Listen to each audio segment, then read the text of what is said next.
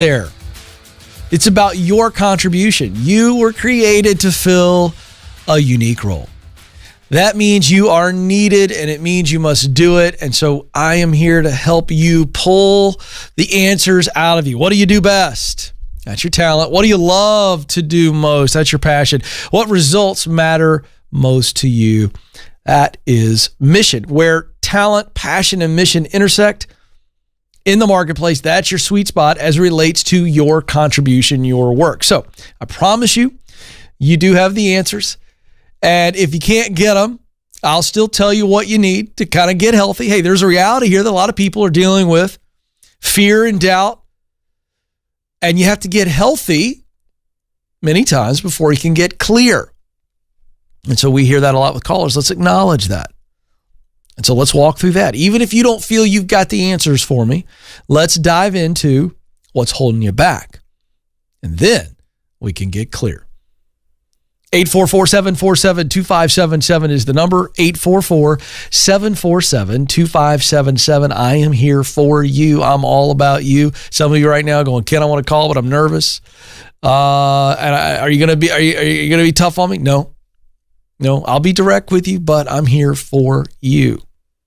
Give us a call. So, saw this article from U.S. News and World Report, and boy, this is timely. 10 hobbies that can make you money. So the reality is we're seeing some good signs about the economy beginning to thaw, but we're looking at 40 plus million people out of work. So if you are still on furlough or you've been laid off and you're still in that transition season, how do you make some money to stay afloat, to cover those four walls? That's your shelter, whether it be rent or mortgage, your food, clothing, transportation, all the stuff, all right? And it can seem impossible. How do I bring in income right now? I'm competing against so many people. Hard to find something. This is a great list. Here we go. Crafts. Now, this is a little bit more than just, painting or artwork. This could be making jewelry, handmade mask. This is a big deal right now. Obviously, people want the mask, and you can make masks for people. They want to put a little personal style on it. If you've got those skills, it's great. Pet sitting, dog walking, a lot of people working from home, and they've got some additional income. They still got that discretionary income. This is a great way to offer some at-home services. So think beyond just pet sitting or dog walking. What about you who have got writing skills? Rating and reviewing products is still a thing. A lot of companies will pay you for your honest opinion about the products. And so this is a great way to just say, hey, I can consume a product and review it and get paid. Yes, you can. Tutoring. You've got some expertise. Think across the board. Don't just think in traditional education, but you could tutor or consult. I'm going to throw that in. The article didn't say consulting. But, if you've got a transferable skill and some real experience here and somebody's got a need, great opportunity. Again, for you writers, short stories, articles, blog posts. I've got a friend who has been making really good money on the side, writing marketing articles, value-add marketing articles for companies, straight up freelance.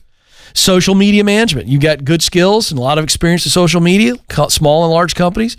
Want to be relevant on social media? That's something you can do remotely.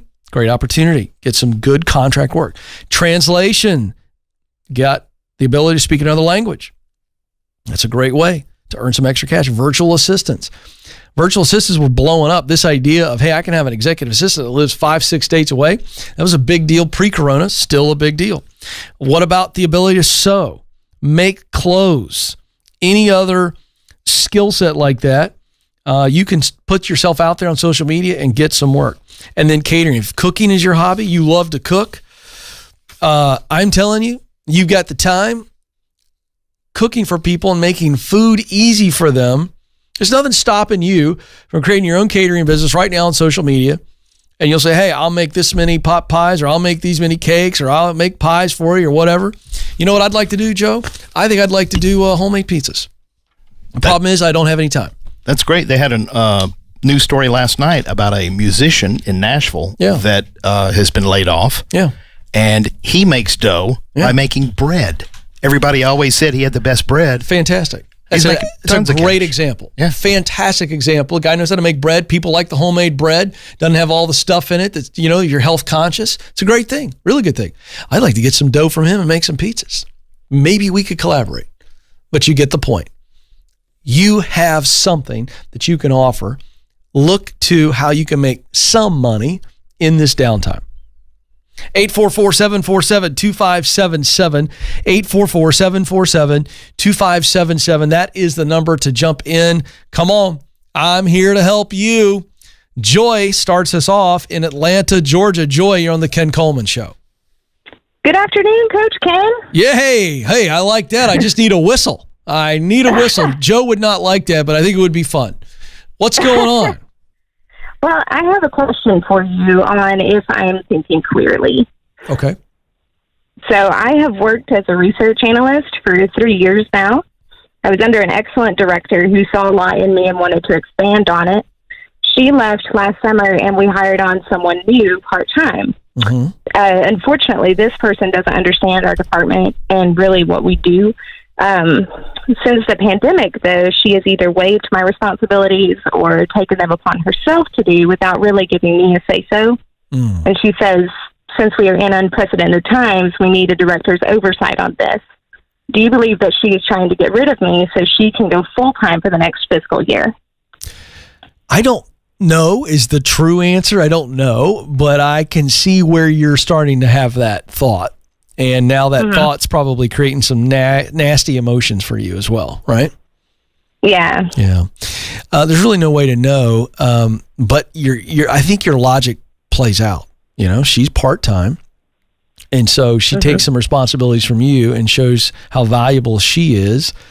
And then is she trying to build a case so she can make the case that she can do your stuff and that, that gets her the full-time job? So I think that's very logical. What we don't know is if that means she wants to get rid of you or she just wants to move herself into a full-time. So I think one of the things you need to do is your best, and this is a tricky situation, but do your best to really try to build your relationship with her and see if that works. Mm-hmm. Is she remote, you said? No, she works part-time. She's just part-time. What's your relationship like with her? We work side by side, and she pretty much does her own job as herself, and I do my own job. But since the pandemic, I haven't really had that much to do, even though I've been coming to the office. I'll do whatever she tells me to do, though. Yeah, but I'm saying your relationship, do you have a warm relationship? Would you call it lukewarm? Would you call it chilly? Is it frozen? That's what I want to know. Oh, I would say it's probably lukewarm. We work together. That's about it. Yeah. Well, let me ask you this. If she had not come into the equation and taken much of your work, because that's what she's done, basically taken most of your workload from you. Mm-hmm. Yeah. Would you want to stay there? Absent of that former leader who was a great leader and really valued you, would you want to stay? Even let's just assume that leader's gone and this person is not in place. Would you want to stay, or would you be looking for a better opportunity, a ladder? Where I'm at, the culture is fabulous, and the environment's great, but the income isn't there. I kind of want to save for a house one day. Yeah. I'm currently getting out of student loan debt, but I would need a higher income. Yeah, so the answer is you would eventually leave anyway because of the income problems. Right. So I think it's a good sign for us. You're in a tough situation in that you can't go above her head. She's your leader, and that's risky. And I don't think it's worth it. I think you just get along right now and we start looking for something else. I think you are disciplined. You discipline your emotions. You smile and wave at her. You get along with her, and you're looking aggressively to get into a better environment where you have the kind of leader you used to have, and there's a ladder for you financially for you to grow. Mm-hmm. So I think it's pretty clear. I think the handwriting's on the wall is what I'm saying. But I don't want you to jump. I want you to be strategic, and then let's build a bridge. Let's find something else. If you got to hang in there for 2, 3, 4 months, you can do that because you're thinking big picture now, right? Right. Mm-hmm. Joy, I think it's time for you to fly. Don't you? Well, I appreciate your help. Yeah. No, but I want to honestly. Do you believe that? Because I don't want you to ever just agree with me because you're on the show. I mean, that's what I'm feeling. Is that what you're feeling? Yeah, I've definitely been feeling like the past month or two, the nest has certainly been stirred. As if, you know, Yes. like almost like it's time to just go ahead and start being like what you're saying, like flying. Okay, So good. I've definitely been feeling the nest stirred. Good. I wanted to know if that's what you were feeling before you started talking to me, because I just think it's time to fly, and it's okay. It's okay. Yeah. In fact, it's very exciting, and there's nothing to be afraid of because you're going to land something before you jump out of the nest. So get along. It's going to be hard. Let me acknowledge that what I'm saying is not easy to do, because now your mind is completely transferred outside, right? I think you were holding on by a thread, and you called me, and I clipped the thread. All right. So my point is your mind is going to be other places. So you're going to have to really focus on getting along and doing the best job you can until you can move on. 844-747-2577. The chat room is going bananas. Send your questions in now. We'll get to those in just a moment. Please be brief, to the point, so that I can answer those. If you're wanting to send a chat question in, you feel like it's a little bit more complex, call right now. Madison is standing by. We've got a couple of phone lines open. And I promise I'm going to take good care of you, going to help you out. We will encourage you if we can equip you. But the goal is to equip you and get you where you want to be. So call right now. This is your opportunity. It's why we do the show. You can be watching right now on YouTube and minutes later talking to me. 844-747-2577. Let's go to Mackenzie now in Jacksonville, Florida. Mackenzie, you're on the Ken Coleman Show. Hey, how are you? I am living the dream, Mackenzie. What's going on? So I have a question about interview confidence. Okay. Currently, I'm a home health aide, and I have experience in like restaurant industry, but I have applied for a couple positions as a customer service telephone representative. And I know I have transferable skills, but I'm not necessarily confident in it since I haven't been in that specific area of customer service. So I was wondering if you had any tips on handling the interview confidently. Yeah. When is the interview?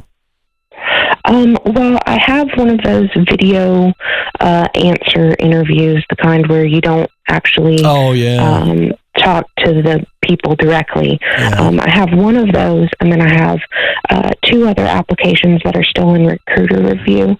But I've already had 2 or 3 interviews, and it seemed like I struggled on the questions about how are you a good fit for this job. Oh, okay, good. Do you remember what you said when you got asked those questions?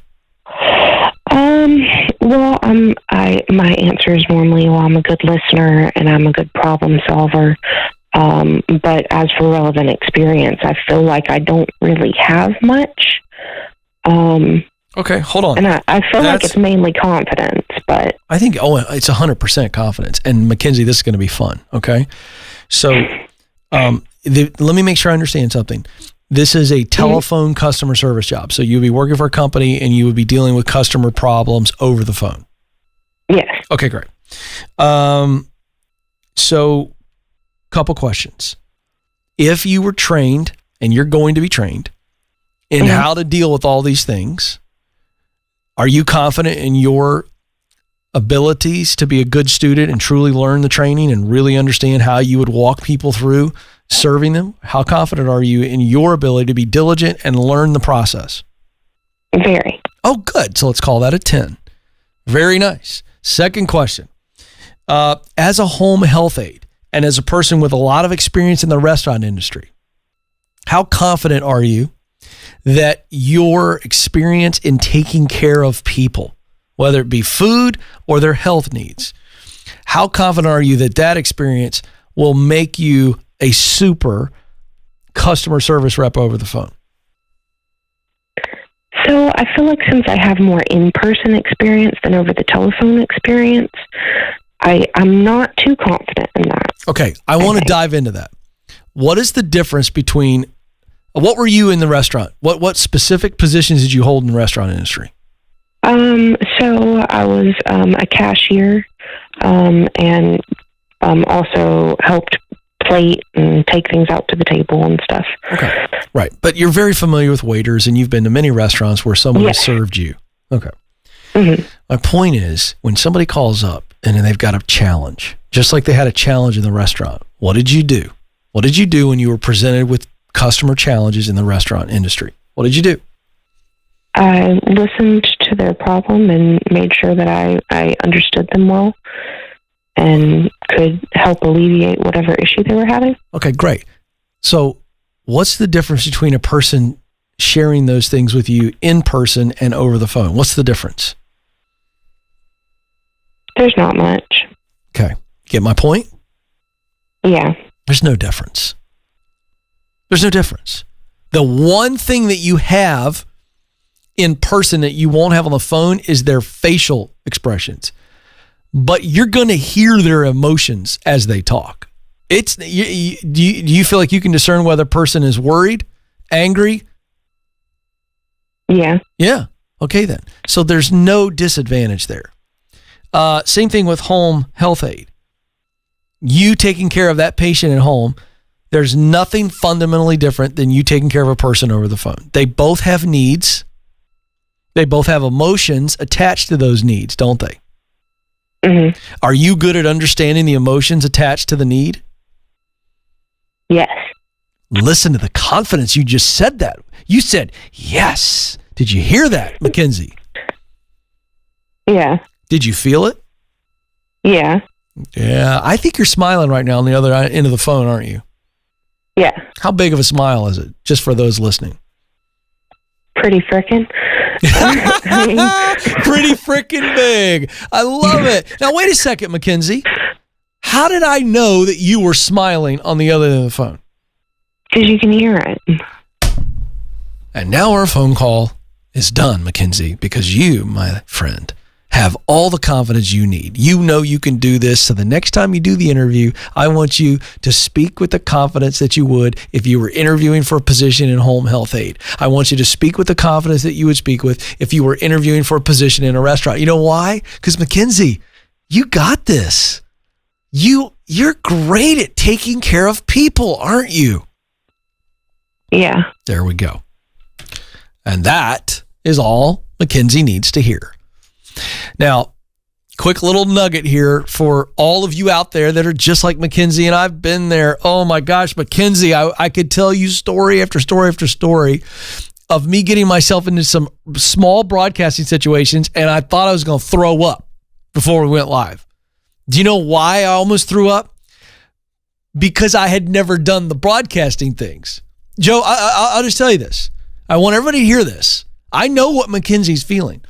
Joe, the first time I did radio, it was a Saturday. I think it was January 7th, 2012, if memory serves. Yes. And Joe, I had been on stages, 12,000 people in the arena. I had done live interviews with celebrities in front of 12,000 people. Okay. I had hosted a simulcast that was broadcast to 90,000 people.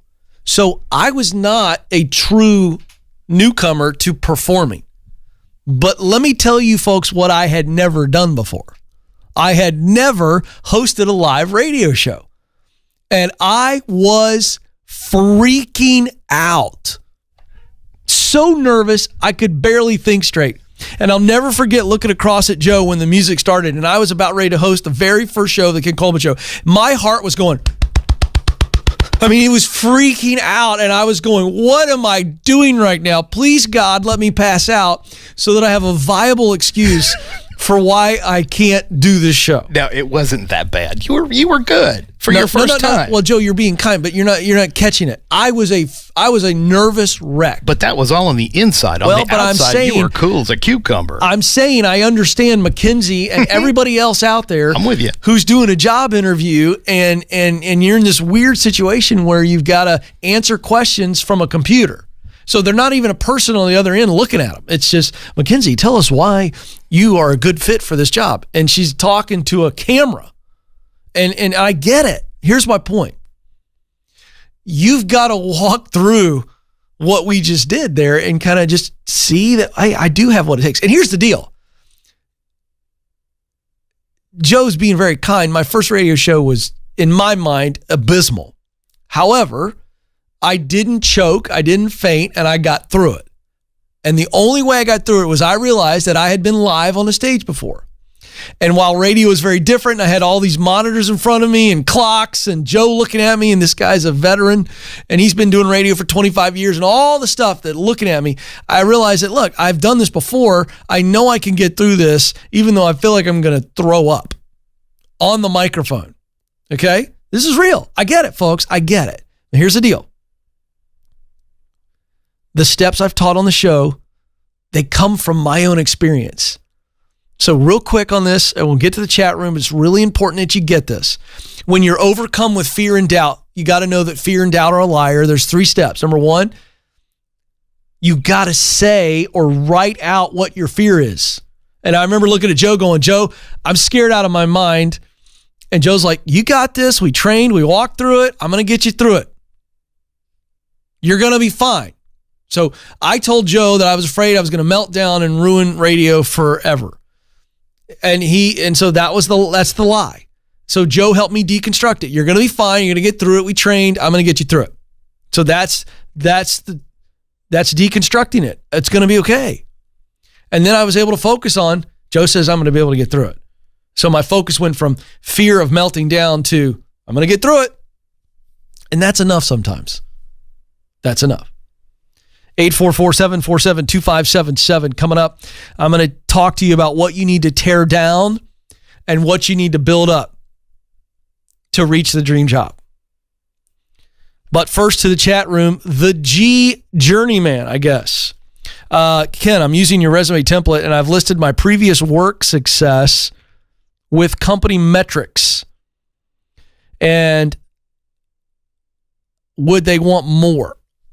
100% on time. I've been under budget. So I'm putting in some metrics with my success. Oh, I love this. Would you want more? No.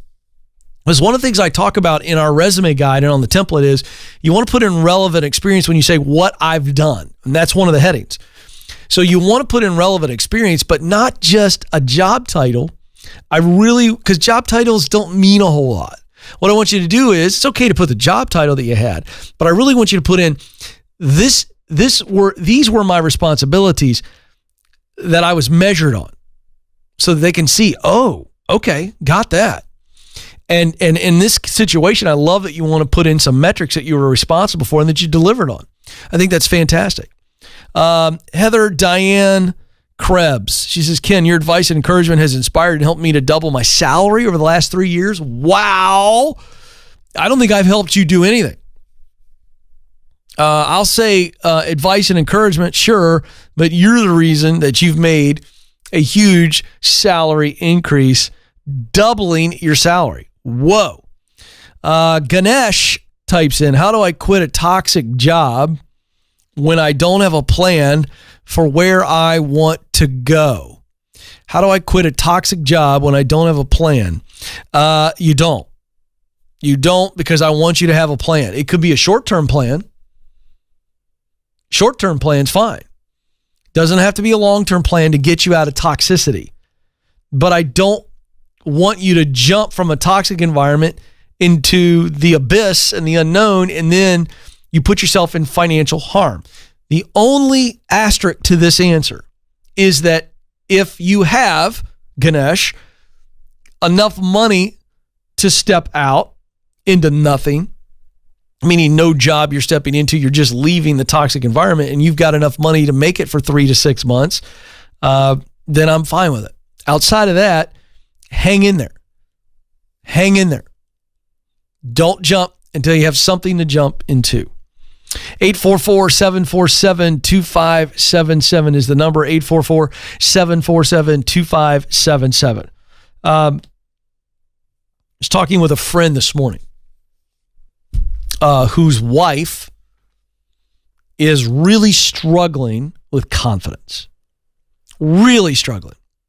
She is in stage 1 of my 7 stages to live in the dream. Stage 1 is get clear, to know what you do best, talent, to know what you love to do most, passion, to know what results matter most to you, mission. So when you know those 3 and you can see how they intersect in the marketplace, what's your marketplace match? I'm liking right now. I like this idea of the marketplace match. When you find your sweet spot, there are multiple marketplace matches for you. In other words, a job, a career field that you're in your sweet spot, and you can grow in your sweet spot. You're staying in your sweet spot, you continue to grow. Sweet spot moves with you. Okay, so she knows what she wants to do. She's very clear as I'm talking to him. The challenge is she is, in his words, an extreme introvert. Okay, and I get that. I'm an extrovert, so I don't completely understand what that is like. But I do get that people that are just really introverted, it makes them very uncomfortable to put themselves out there and make the connection. She's read the proximity principle. She gets what she needs to do. She just can't quite get there. Well, bottom line is, I don't want to go into more of the situation, as it's not necessary. But what became very clear to me as we were talking is that she has a really bad ratio of fear and confidence. Okay, let me explain. She's really high on fear. I mean, like off the charts, afraid of being rejected if she puts herself out there and what she wants to do. She's off the charts, afraid of failing if she's got to go get some education and putting the time and the money in that to get qualified, which is stage 2. What if I get qualified and I can't get the job? I don't waste my time and our money, essentially what she's saying to her husband, in tears. So she's high levels of fear and really low levels of confidence. That is a recipe for being stuck. I mean, stuck in the mud. I mean, like deep mud, feeling like I'm sinking. This is almost quicksand type stuff, because it begins to take a toll on that person, his wife, emotionally. And then the side effect is that it's creating a little bit of tension. He's resenting her because many times he has tried to help her and gotten her to the place where all she had to do was go to the interview and she didn't want to go. He loves her deeply. Okay? But now he's feeling some resentment because she's coming to him in tears. He's tried to help her and he feels like she won't help herself. I'm doing everything I can. I'm at my wit's end. So, quick note. I want to interrupt my teaching for a moment because there's a lot of spouses that are experiencing this. And you know what I told this guy? I said, listen, you've got to stop pushing. And he shook his head as I said that. You got to stop pushing her. You know, somebody could call into this show, or I could do a one-on-one counseling session with somebody, and if they don't want to help themselves, I can't help them. If you call into this show and you aren't willing to receive insight and then do something with it, can't help you. Let me also say that Madison and I were talking about this yesterday, Madison and Joe and I. There are callers that have called in on this show who aren't in a place where they can actually give me the answers that I need to be able to help them. And I've worked hard on a call to really dig, and I've realized something. There are times where, if you've listened to the show, I've had to say, and I should probably do it more, where I go, you know what? You're not healthy enough right now. And there's no shame in this. But you've got to get healthy. You've got to get to a place where you can be clear about yourself. Okay? So his wife is in that situation. So as the spouse, can I just tell you something? Stop pushing. Stop trying to push them. What you need to do is love them and encourage them and try to build up their confidence. Don't try to push them into anything. They're not ready. They're not ready. It's like my kids jumping in the pool. I don't know a parent that now I guess there's some old school parents that would shove their kid in the pool.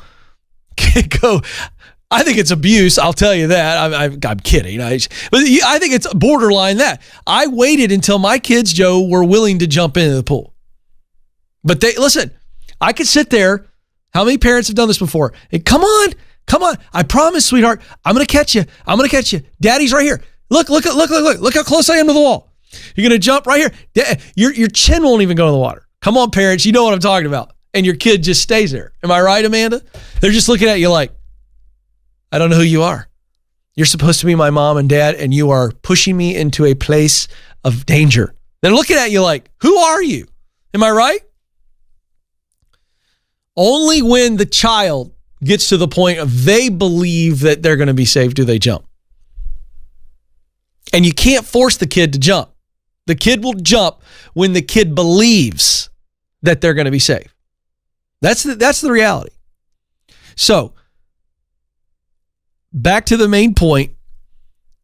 As a spouse, if you've got a spouse or if you got a good friend or family member, brother, sister, whatever it is, father, mother, if they are high on fear and low on confidence, you can't push them. What you can do is inject some belief into them and love them and try to build their confidence and also guide them to the best of your ability to really overcome the fear. But for those of you right now, listen to me, high fear, you're going to have to tear the fear down. You got to tear the fear down. That's what you do first. This is what you need to tear down. It's like an ugly, nasty wall in your house. You want to get rid of it, or an ugly tree that's dead and it's not producing leaves and it's an eyesore. What do? We got to tear it down first before we think about planting another tree or putting in a new wall, all right, or renovating an old dilapidated house. You got to tear the fear down. And I told you how to do it. Name the fear. Put the fear on trial. Prove that it's a liar, and then focus on what is true. So we got to tear fear down. And then after we tear the fear down, by osmosis, in other words, in the process of tearing your fear down, your confidence will begin to ebb a little bit. And then we focus on building up confidence. Folks, this is huge. This is massive. You know, some of you won't get through stage 1 of getting clear until you deal with your fear and doubt. And you got to tear those down like ugly walls. And then you can begin to build your confidence. And a confident person is going to have an easier time figuring out what their sweet spot is. So I really want you to grab that. And again, folks, I'm learning with you as I talk to you. Thousands of callers now. And you've got to believe, or anything that I do, anything I share with you as I listen to you, it's not going to stick until you believe. So you got to tear the fear and doubt down, build the confidence up. Let's go to Layla, who is joining us in Canada. Layla, you're on the Ken Coleman Show. Hi, Ken. How are you? Layla, I am living the dream. What's going on? Not too bad. Well, funny that you talked about your first radio show and how scared you were. Now, I actually am a radio host. Are you really? I am. I do volunteer radio in my city, and I've been doing it for 4 years now. That's great. What kind of format? It's called, it's music and talk. Okay. I figured there was no Bollywood-related shows in my city, so between my husband and I, we speak 7 languages. Wow. So we just decided to start a community radio show. That's great. Yeah, so I do that voluntarily, but professionally, I just ventured into the hospitality industry just before COVID. Okay. Before that, I have my experience is in account management and sales for about 10, 12 years. Mm-hmm. And with my bad luck, obviously within 1 month of joining, I got furloughed. Oh. Now, so now I want to know, what other skills can I acquire to make sure in the long run, it's more foolproof, it's not very dependent on the economy. Yeah. Well, that's a really good question. And I would tell you that it's got to be not just about your skills that you can acquire that make you, economy proof. It's really about the positioning that you're in with those skills. So what I mean is this: you could go acquire a ton of skills and you're already a very skilled lady, very talented, but you were working in the service industry and the service industry just got completely, put on pause. And so that had nothing to do with your skills, and so it really comes down to what I mean by the position you put yourself in is that either you work for yourself, okay, all right, and you put yourself in a financial position that if another COVID type situation happens, because A, you work for yourself, you're not going to lay yourself off, and B, because you're hopefully in a financial situation to where you could go 6 to 12 months without any income at all, you're virtually untouched. So that's where you want to be. The only way to truly be recession proof or depression proof is to put yourself in that situation where A, you're your own boss, So you're not going to lay yourself off. And then again, B, you're in a financial situation to where it's not an issue. So to me, it gets down to the sweet spot again, what I teach. What would you do for yourself if you knew you couldn't fail? And I guarantee that you'd be successful. God, I would love to have like a podcast or, something where I am talking. Yeah, I love that. That's a great answer. Interacting with people. That's a great I love answer. that. I can't be in a 9-to-5 job, even though I am in that sales and marketing role in the hospitality industry, but I can't be doing that 24/7. Well, let me just say this. What if, and I don't want you to like lock in on this. This is more about creative thinking right now. What if you eventually got to a place where you did sales and marketing on your own, meaning you were freelance, essentially working for yourself, okay? Yeah. And then you were also still doing your radio, or you developed a podcast that's actually about something you really, really care about. Not to say that your radio is not, but maybe you just expand your current radio show and you launch a YouTube channel and a podcast. Have you done that? I'm scared. Funny you talk about fear, and I get it. I get it. Listen, I've been there. I'm totally getting you right now. Okay. I've been so scared. When I started that radio show, you heard me talk about that earlier.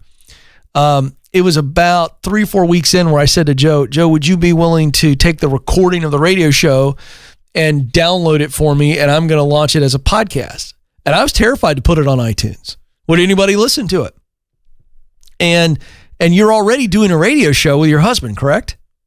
That's right. And that means the radio station is recording the show. Yes. Which means they could get you the audio file and you could launch a podcast tonight, correct? Yes. So here's the deal. Guess what? You could probably go buy a couple GoPros and ask the radio station if you paid for the equipment and you installed it without ruining their walls, and you could live stream your show, or if not live stream it, you could record it and then put it out on YouTube. Could you not?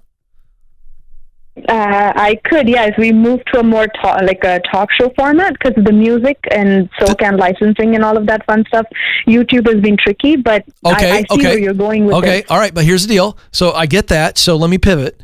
So maybe you just record your talk segments. So you don't live stream, but what you do is you record the whole show, and then you guys learn how to edit, or you hire some young kid who's a whiz, and they take that hour show and they only edit out the talk stuff, and then you post the talk stuff only. Oh, I like that. Yeah, I like it too.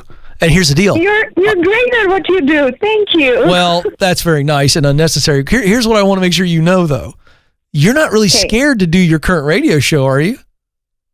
No, I love it. So here's my point. I just told you why you don't need to be scared to launch your podcast. And by the way, let's do this first. And then 6 months from now, maybe we decide to launch a different podcast, but maybe about a topic that you're really deeply passionate about, and you're doing sales and marketing. Maybe when you come back on the service industry, and maybe you do some sales and marketing on the side, and then you go do some sales and marketing for your own podcast, and you build a podcast in Canada, and you know your audience. Who's the audience you really want to reach? My audience is South Asian community, and anywhere in Canada, but because we're on the app, we're on iTunes, basically anywhere. Guess what? Right? I got a phone call yesterday from the Philippines. Wow. Yeah, the world is flat. So true that. You know this. Well, actually, I got to be careful when you say that, Madison. Just like, I am not a flat Earth guy. I don't want anybody to but that's an actual concept from Thomas Friedman, a world-renowned economist. That's what he means by that. You understand my point. My point is, I do. Southeast Asia, world. Yeah, that's my point. But people in Southeast Asia will start listening to you quickly. True. Not just people in Canada. Good grief. In Canada. I'm so excited I can't even talk. I'm very excited for you, Layla. Okay? Oh, thanks. You make me excited too. I'm really looking forward to doing some more research and working on my marketing courses to expand on it. Get after it. Here's the deal. Use your marketing and sales experience as your day job, whether it's in the service industry or not, or doing it for yourself, and that's going to fund your dream. And your dream is to have a radio program or a podcast and a YouTube show that services that community. You are very clear on who you want to serve and why you want to serve them. So get about it. There's no more excuses. Go, Layla, go. Our time's almost up, but before I let you go, I want you to know that you matter and you do have what it takes. Thank you so much for joining us. Until next time, this is the Ken Coleman Show. Press on.